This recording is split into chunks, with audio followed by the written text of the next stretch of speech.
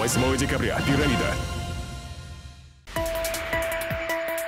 Рустам Минниханов с двухдневным визитом прибыл в Хельсинки. Здесь он примет участие в конференции стартапов и встретится с президентом Финляндии. Планируется также провести несколько переговоров о расширении торгово-экономического сотрудничества. Сегодня в Казани обсудили подготовку к чемпионату WorldSkills. Он пройдет в столице Татарстана. Количество участников увеличилось в 2 раза по сравнению с 2016 годом. В Казани лучшие представители спортивной гимнастики учили детей секретам успеха. Алексей Немов, Светлана Хоркина, Николай Крюков и Елена Шевченко уже в 4-й раз провели традиционную встречу с воспитанниками спортивных школ республики.